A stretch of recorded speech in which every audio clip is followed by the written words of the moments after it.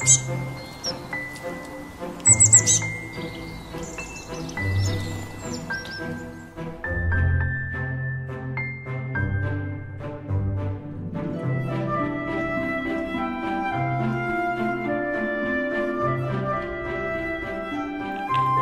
nama Bapa dan Putra dan Roh Kudus. Amin. Semoga Tuhan beserta kita. Bapak, Ibu, dan Saudara semua, renungan pagi ini diambil dari Injil Lukas bab 1 ayat 57 sampai 66 dan 80. Bunyinya sebagai berikut. Pada waktu itu genaplah bulannya bagi Elisabet untuk bersalin, dan ia melahirkan seorang putra. Ketika para tetangga serta sanak saudaranya mendengar bahwa Tuhan telah menunjukkan rahmat-Nya yang begitu besar kepada Elisabet, bersukacitalah mereka bersama-sama dengan dia. Maka datanglah mereka pada hari yang ke-8 untuk menyunatkan anak itu. Dan mereka hendak menamai dia Zakaria, seturut nama bapaknya. Tetapi Elisabet ibunya berkata, "Jangan, ia harus dinamai Yohanes." Kata mereka kepadanya, "Tidak ada di antara sanak saudaramu yang bernama demikian." Maka mereka memberi isyarat kepada Zakaria untuk bertanya nama apa yang hendak diberikannya kepada anak itu. Zakaria minta batu tulis, lalu menulis begini, namanya Yohanes. Seketika itu juga terbukalah mulut Zakaria dan terlepaslah lidahnya. Lalu ia berkata-kata dan memuji Allah. Maka ketakutanlah semua orang yang tinggal di sekitarnya, dan segala peristiwa itu menjadi buah tutur di seluruh pegunungan Yudea. Semua yang mendengarnya merenungkan dan berkata, akan menjadi apakah anak ini nanti? Anak itu bertambah besar dan makin kuat rohnya. Ia kemudian tinggal di padang gurun sampai tiba harinya ia harus menampakkan diri kepada Israel. Demikianlah Injil pada hari ini. Bapak, Ibu, dan Saudara sekalian, dari Injil kita bisa menarik beberapa pelajaran. Nah, pertama-tama nama Yohanes. Nama Yohanes itu artinya Tuhan yang menyelamatkan. Memang tradisi Israel, anak itu menggunakan nama orang tuanya, tetapi berbeda dengan tradisi pada saat itu. Justru anak ini diberi nama Yohanes. Memang kisah ini menjadi tema oleh karena apa? Oleh karena hari ini merupakan hari kelahiran Yohanes, ya. Maka bicara soal Yohanes. Yohanes itu artinya yang dirahmati Tuhan atau Tuhan yang menyelamatkan. Dari sini beberapa hal bisa kita pahami sebagai berikut. Bahwa Tuhan dalam rangka menjalankan atau melaksanakan rencananya, rencana penyelamatannya, yaitu dengan nanti menurunkan Sang Putra lahir sebagai manusia, perlu pendampingan, perlu yang bisa yang bisa mendampingi atau membantunya, ataupun juga mempersiapkan jalannya. Dan itu adalah yang harus dikerjakan oleh Yohanes ini. Maka beberapa yang perlu dipikirkan sebagai berikut, bahwa agaknya setiap orang dari kita ini bukan lahir kebetulan, tetapi memang sudah direncanakan Tuhan dengan panggilannya sendiri.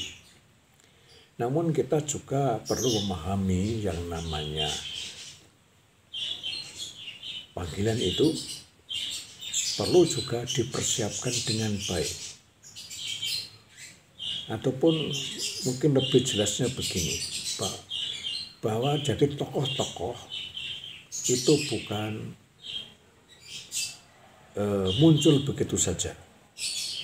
Memang ada yang mengatakan bahwa tokoh itu adalah oleh karena takdir. Namun kita saat ini juga perlu paham dengan teknologi, dengan pengetahuan yang semakin baik yang kita pahami bersama-sama, kita tidak bisa melaksanakan itu atau melihat itu begitu saja. Apalagi kita lebih-lebih para bapak ibu mempunyai anak-anak. Maka tugas itu adalah merupakan tugas bapak ibu. Nah, kisah Yohanes ini bisa dijadikan sebagai bahan untuk renungan perbandingan. Yohanes ditugaskan oleh Allah untuk mendampingi Yesus sebagai bentaranya, sebagai perintisnya, sebagai pembuka jalan. Namun juga tugasnya perlu dipersiapkan dengan baik. Dia menjalankan tugas dengan baik. Nah, tugas yang baik mempersiapkan kehadiran Yesus Kristus agaknya perlu menjadi bahan pembanding untuk kita semua, lebih-lebih para bapak dan ibu. Bagaimana mempersiapkan anak-anak menuju masa depannya. Menjadi tokoh, menjalankan panggilannya bukan demikian saja, tapi juga menjadi tugas bapak ibu. Supaya si anak bisa memenuhi panggilannya, maka perlu bimbingan, maka perlu pendampingan, maka perlu juga dukungan, maka perlu juga yang namanya pendidikan. Dan inilah tugas yang perlu dilaksanakan atau perlu dijalankan oleh bapak ibu. Sebab seperti halnya Yohanes mempersiapkan diri dan jalankan tugasnya dengan baik, sehingga Yesus nanti itu bisa menjalankan tugasnya dengan baik. Nah, ini juga merupakan tugas dari semuanya. Sebagian mana Elizabeth dan juga Zakaria memberi nama Yohanes berbeda dengan tradisi saat itu. Supaya apa?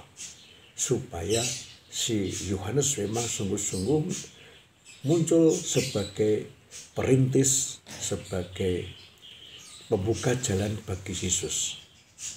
Kalau kemudian kita hubungkan dengan tugas kita masing-masing, lebih-lebih orang tua, bagaimana kita bisa belajar dari Yohanes dalam rangka mendampingi anak-anak, membimbing anak-anak, mengarahkan anak-anak bisa menjalankan tugasnya. Seperti Yesus juga memberi keselamatan bagi yang lain.